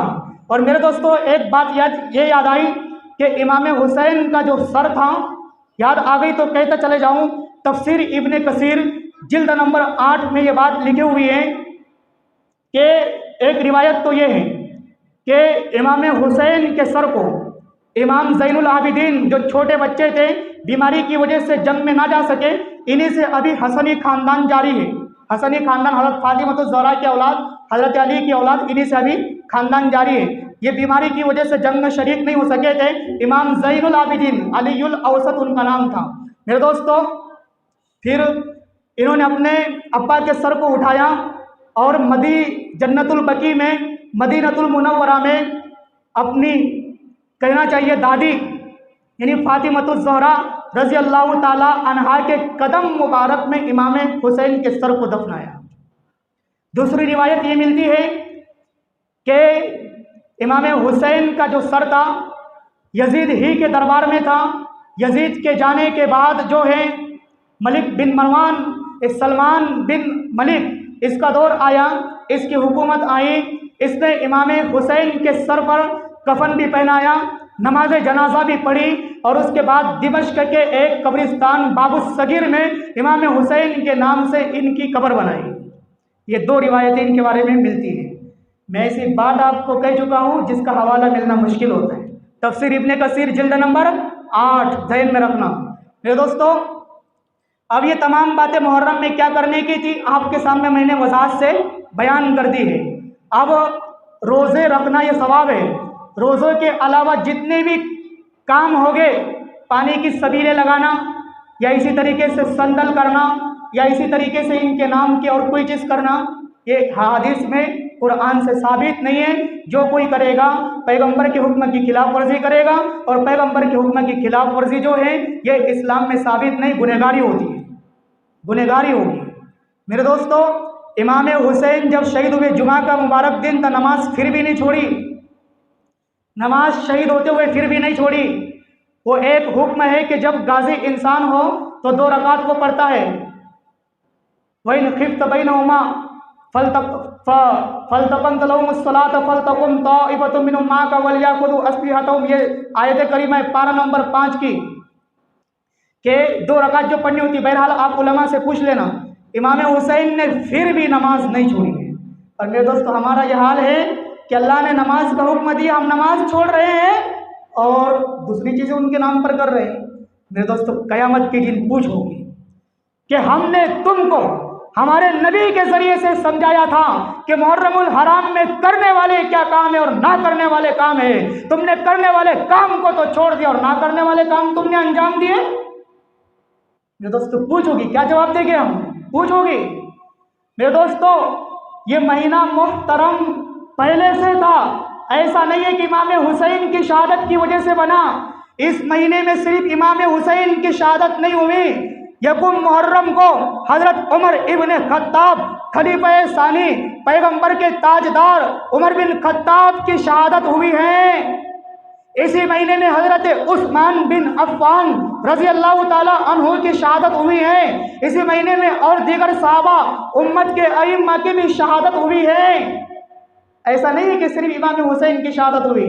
और मेरे दोस्तों, ये महीना पहले से मुहतरम था, ऐसा नहीं कि इमाम हुसैन की शहादत की वजह से मुहतरम हुआ, नहीं, इमाम हुसैन की शहादत मुहतरम हुई है इसी मुहर्रमुल हराम की वजह से। और मेरे दोस्तों, शहीद के ऊपर मातम नहीं किया जाता। और एक बात ये भी याद रखो, शहीद मुर्दा नहीं होता। शहीद कब्र में जब उसको दफनाया जाता है वो जिंदा होता है। पारा नंबर 2 सूरत नंबर 2 सूरह बकरा आयत नंबर 100 के बाद वाली आयत है। अल्लाह करीम ने बयान फरमाया, वला तक़ूलू लिमन युक़तलू फ़ी सबीलिल्लाहि अमवात बल अहयाउन वलाकिन ला तशउरून, कि ए लोगों, इस बात को समझ लो कि जो मेरे रास्ते में शहीद कर दिए जाएं, जिनका सर तन से जुदा मेरे रास्ते में कर दिया जाए, तो तुम उनको मुर्दा मत कहो, बल्कि वो जिंदा हैं। वलाकिन ला तशउरून, लेकिन तुम उनकी जिंदगी को समझ नहीं सकते, उनकी जिंदगी का शुऊर नहीं कर सकते। वो तो जिंदा है और जिंदे का मातम होता है। आप बोलिए, जिंदे का मातम होता है? जिंदे का तो मातम नहीं होता। मैं जिंदा हूं, मेरा कोई मातम मनाएगा? आप जिंदा हो, आपको कोई मातम करेगा? जिंदे का मातम करने वाला तो बेवकूफ हुआ गया। वो तो जिंदा है कब्र में, लेकिन हम उनकी जिंदगी को समझ नहीं सकते। हमारी समझ से बाला तर है, अल्लाह ही जानते हैं। पारा नंबर 2 में खुद इरशाद है, सही मुस्लिम शरीफ की खुद रिवायत मौजूद है। बहरहाल अभी इतना वक्त नहीं कि मैं दलाइल दूँ। एक रिवायत ज़हन में रख लो, मुस्नद अबी याला जिल्द नंबर 2 सफ़ा नंबर 124, हज़रत अनस रज़ी अल्लाह ताला अन्हु रावी है, हुज़ूर पाक अलैहिस्सलाम ने इरशाद फरमाया, अल अंबियाउ अहयाउन फी कुबूरिहिम युसल्लून, के तमाम अंबिया अलैहिमुस्सलाम हज़रत आदम से लेकर मोहम्मद करीम अलैहि तहियतु व तस्लीम तक तमाम के तमाम अंबिया ये अपने कुबूर मुबारक में जिंदा हैं। तमाम के तमाम अंबिया जिंदा है और शहीद भी जिंदा है। शहीद की हयात कुरान से साबित है, नबी की हयात हदीस से साबित है। शहीद की हयात कहाँ से साबित है? कुरान से, पारा नंबर 2। और कुरान अंबिया की हयात सही मुस्लिम की रिवायत, मुस्नद अबी आला की रिवायत से साबित है। मेरे दोस्तों समझ में आ रही बात है? इसलिए जिंदों का मातम नहीं किया जाता। जो करेगा कल कयामत के दिन पूछ होगी तुमने क्यों किए थे। इमाम हुसैन से पूछा जाएगा तुमने इनको हुक्म दिया था, वो कहेगी हमने तो हुक्म नहीं दिया था, वो इनकार कर देगा। मेरे दोस्तों ये इस्लाम नहीं है। इस्लाम नाम है कुरान, अहादीस, पैगंबर के सहाबा के अक़वाल और अफ़आल को मानने का, उनको अपनी ज़िंदगी में लाने का नाम। मेरे दोस्तों आखिर में एक बात फिर अर्ज़ कर दूँ, जब मैं सिंदुरने में दाखिल हुआ तो मुझे बहुत खुशी महसूस हुई। खुशी इस बात की महसूस हुई, यहाँ का माहौल, बच्चों का, मदरसे का, मकातिब का मुझे बहुत अच्छा लगा और दिल से दुआ निकली, ए अल्लाह इस जैसा माहौल हर गली में पैदा कर। ये मेरे दिल से दुआ निकली। बड़ा खुशगवार माहौल था और मुबारकबादी देने के लायक और मुस्तहिक है सबसे पहले असातिज़े किराम मदरसे के, उसके बाद इंतज़ामिया, असातिज़े किराम की दीनी मेहनत और असबाब वसाइल के जो ज़रिया और मेहनती है वो इंतज़ामिया है। कि जब उम्मत के लोग अपने बच्चों के हक़ में मेहनत करेंगे, असातिज़ा के हक़ में भी, तो उम्मत का जो तबका है वो बढ़ता जाएगा दीनदारी में। मेरे दोस्त औलाद को पढ़ाओ, ये औलाद जो है कल क़यामत के दिन पूछोगी हमने तुमको औलाद दी थी, तुमने उसको क्यों नहीं पढ़ाया। कल क़यामत के दिन पूछोगी। सही बुखारी शरीफ की रिवायत में अब्दुल्ला इब्न उमर रज़ी अल्लाहु अन्हु रावी, कुल्लुकुम राइन व कुल्लुकुम मसऊलुन अन रइयतिही, के तमाम जो जिम्मेदारान हजरात हैं जिनकी माताहती में औलाद है, औलाद के बारे में उनसे पूछोगी। हजरत रसूलुल्लाह फरमा रहे हैं, मेरे और आपके नबी फरमा रही है बात, मैं नहीं कह रहा। तो मेरे दोस्तों उसके बाद मुझे बड़ी खुशी हुई, यहाँ के इंतज़ामिया भी मुबारकबाद देने के मुस्तहिक और यहाँ का नौजवान तबका भी। आपसे मैं गुजारिश करूँगा कि आप अल्लाह के वास्ते अपने उलमा से जुड़ के रहिए। अल्लाह की कसम, हुजूर पाक जब दुनिया से जा रहे थे तो इरशाद फरमा करके गए थे कि मेरे चले जाने के बाद मेरे जो वारिसीन होंगे ये उलमा इकराम होंगे। जो इनकी राह पर चलेगा उसने मेरी राह को पा लिया, जो इनकी राह से हट गया मेरी राह से हट गया, जो मेरी राह से हट गया जहन्नम का मुस्तहिक बन गया। मेरे दोस्तों ये सितारों के मानी है, अस्हाबी कन नुजुम जो सहाबा के बारे में आया है, तो इसी तरीके से उलमा के बारे में भी आया है कि ये आसमान के नीचे ज़मीन के सितारे उलमा। तो अपने तमाम मसाइल, अपनी तमाम दीनी जो ज़रूरियात है उलमा के सामने पेश करें। अल्लाह की कसम आप कभी गुमराह नहीं होंगे। और अगर मन की मर्जी चलाते जाओगे दीन के काम में, वहाँ से गुमराही शुरू होती। गुमराही यही से शुरू होती जब इंसान मनमानी करता है और अपने मन के मुताबिक इस्लाम पर अमल करता है, गुमराही वही से शुरू होती है। भाई आप बताइए, जो इंसान डॉक्टर ना हो, इंजेक्शन देगा तो उसका इंजेक्शन फेल होगा कि नहीं होगा? अरे बोलिए फेल होगा कि नहीं होगा? जो इंसान ड्राइवर ना हो और ड्राइविंग करने बैठे तो क्या वो ड्राइविंग में एक्सीडेंट कर जाएगा या नहीं कर जाएगा? आप बोलिए। जो इंसान वकील ना हो, कानून बताने लगे तो वो गलती कर जाएगा या नहीं कर जाएगा? तो ऐसी जो इंसान आलिम ना हो तो वो दीन का मसला बताने में कैसे सही हो सकता है? सही हो सकता है? बड़े अफसोस की बात है कि हम इलाज डॉक्टर से करवाते हैं, कानून वकील से पूछते हैं, तो फिर दीन का मसला आलिम से क्यों नहीं पूछते? यही तो कमी हमारे अंदर, यही यहाँ से फसाद शुरू होता है। मेरे दोस्तों अपने आलिमों से राब्ते में रहो। अल्लाह की कसम आपकी ज़िंदगी दुनिया वाली भी अच्छी रहेगी, आखिरत वाली भी अच्छी रहेगी। यही वारिसीन अंबिया है मेरे दोस्तों। और मदारिस जो है, मदारिस पर मेहनत बहुत ज़रूरी है, मकातिब पर खुसूसन। हज़रत अली मियां नदवी रहमहुल्लाह आज से 25 या 30 साल पहले फरमा करके गए थे। टाइम बहुत हो रहा है, मैं भी आप बात को समेट रहा हूँ। अली मियां नदवी फरमा कर गए थे, ए हिंदुस्तान की आवाम, अगर तुमने अपने बच्चों को मकातिब और मदारिस से करीब नहीं किया तो तुम अपनी औलाद को जवानी में देखोगी मरते हुए, या तो वो यहूदी बनकर मरेगी या नसारा हो करके मरेगी। ये फरमा करके गए। और आज हम आंखों से देख रहे मेरे दोस्तों, क्या मैं बयान करूं आपके सामने, मेरी तहकीक के मुताबिक 8 लाख अपने इस देश की लड़कियां इस्लाम छोड़ बैठी। 8 लाख इस्लाम को उन्होंने छोड़ दिया, गैरों के मजहब को अपना लिया। मैं क्या कह रहा चाह रहा हूं आप खुद समझो। ये क्यों हुआ सर? आपको मालूम है क्यों हुआ? हमने बच्चों की तरबियत सही नहीं की कि मेरी बच्ची स्कूल में जा रही है, उसका टाइम 12 बजे का है और जा रही 10 बजे। आपने कभी फिक्र की उसकी? मेरा बच्चा स्कूल में जा रहा 8 बजे और टाइम 10 बजे का, इतने जल्दी क्यों जा रहा? आपने देखभाल ही नहीं की। मेरे दोस्तों, क्या जवाब देंगे कयामत के दिन? ये बच्चों की नई गलती, माँ बाप की तवज्जो ना देने की कमी। माँ बाप अगर सही तरबियत करे तो बच्चा सही बनता है, माँ बाप तरबियत ना करे तो बच्चा भटक जाता है। मेरे दोस्तों, कई वाकया जो आपने भी देखे और देख रहे हैं, अभी 2 दिन पहले का वाकया मैंने देखा अभी वीडियो में। औरंगाबाद के अंदर 4 से 5 मुसलमान लड़कियां मुर्तद हो गई। शायद आपने भी देखी होगी वीडियो। बुर्के के अंदर है और गैरों के मजहब को अपना रही है। क्यों हो रहा है ऐसा? हमने अपने बच्चों को मकतब में नहीं डाला, मदरसे को में उसको नहीं डाला। मदारिस में सिखाया जाता है बच्ची दुपट्टे के साथ रहना, बच्ची पर्दे के साथ रहना, गैर महरम के सामने अपना मुंह भी ना दिखा। इमाम हुसैन की माँ फातिमा ज़हरा रज़ी अल्लाह ताला अन्हु का सर का एक बाल आसमान के चांद ने भी नहीं देखा। मरने के बाद भी इनको दफन किया गया, रात के वक्त किया गया, दिन में नहीं किया गया। हजरत फातिमा रात में किया गया। मेरे दोस्तों, अपने बच्चों की तरबियत करो और मकातिब का निज़ाम मजबूत बनाओ, आपको सवाब मिलेगा। इंतज़ामिया मुबारकबाद देने के लायक है, आप भी पीछे नहीं हटना। खुदा की कसम खा के कह सकता हूँ, फजाइल आमाल में आप पढ़ते हैं कि मेरे बंदे तू मेरे लिए फारिग हो जा, तेरी तमाम दुनियावी ज़रूरतों को अपने खजाने गैब से मुकम्मल करूँगा, ये अल्लाह फरमा रहे हैं। और अगर तूने मेरे लिए अपना वक्त फारिग नहीं किया तो तेरी ज़रूरतों को बढ़ा दूंगा। पैसा बहुत ज़्यादा होगा फिर भी ज़रूरतें मुकम्मल नहीं है। ये बात है। अल्लाह के दीन के काम में लग जाओ, खजाना गैब से ऐसी ज़रूरतें पूरी होगी कि आप भी हैरान रह जाएंगे।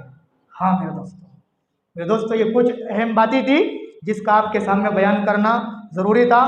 तो आप मेहनत करते रहिए, मकातिब और मदारिस वालों का साथ दीजिए, हर एतबार से साथ दीजिए, उनका ताउन कीजिए, बच्चों की हौसला अफजाई कीजिए, उन पर ध्यान दीजिए, अपने बच्चों की हिफाजत खुद हम कीजिए। ये कुछ सवालात आए हैं, मुहर्रम के रोज़े में यहूद की मुखालफत का हुक्म क्यों दिया है? मेरे दोस्तों, मुहर्रम के रोज़ों के बारे में यहूद की मुखालफत का जो हुक्म है सिर्फ मुहर्रम के बारे में नहीं है, तमाम चीज़ों के बारे में कि यहूद की मुखालफत करो। क्यों? अबू दाऊद शरीफ की रिवायत जिल्द दुव्वम में है, मन तशब्बह बिकौमिन फहुवा मिनहुम, कि जिसने जिस कौम की मुशाबहत इख्तियार की होगी क़यामत के दिन वो उसी के साथ होगा। इसलिए हुजूर पाक ने फरमाया, या तो 10वीं 11वीं का रोज़ा रखो या तो 9वीं 10वीं का एक रोज़े के साथ मुखालफत करो। इसलिए हुक्म दिया गया है ताकि उनके साथ हमारी मिलावट, हमारी मुशाबहत और हमारा एक जैसा होना लाजिम ना आए और क़यामत के दिन उनके साथ ना हो जाए। इसलिए मुखालफत का हुक्म दिया गया है। यजीद के बारे में आपका अकीदा क्या है? क्या उसे काफिर कहेंगे या फासिक कहेंगे? मेरे दोस्तों, मेरा भी अकीदा वही है जो उम्मत के अकाबिर का है, उलमाए देवबंद का मेरा भी अकीदा वही है। और मैं अपना अकीदा क्या बयान करूँ? उलमाए देवबंद का अकीदा बयान कर चुका हूँ, उसमें मेरा अकीदा भी आ गया। काफिर कहने के बारे में अल्लामा रशीद अहमद गंगोही ने फरमाया, फतवा रशीदिया का हवाला दिया, 49 नंबर सफ़ा है, कि इसको काफिर कहने से एहतियात किया जाए, काफिर ना कहा जाए, लेकिन बेशक वो फासिक था। फासिक, फाजिर, जालिम, मलऊन, लानत का मुस्तहिक था। इमाम आज़म का भी यही फतवा, इमाम अहमद इब्न हम्बल का भी यही फतवा और इमाम मालिक रहमहुल्लाह का ये फतवा। हयातुल हैवान लिद्दमीरी में अल्लामा कमालुद्दीन अद्दमीरी ने बयान किया है। मैदान करबला में इमाम हुसैन की सारी औलाद शहीद हो गई थी या कुछ बाकी रह गई थी। इमाम हुसैन के 3 बच्चे थे, अलीउल अकबर, अलीउल औसत, अलीउल असगर।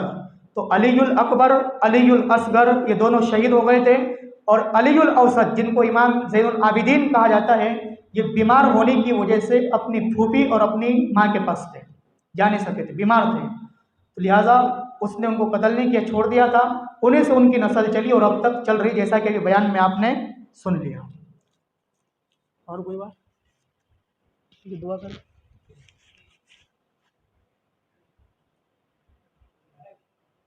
ठीक है, दुआ कर लेते। अक़ूलु क़ौली हाज़ा वस्तग़फ़िरुल्लाह व आख़िरु दावाना अल्हम्दुलिल्लाहि रब्बिल आलमीन।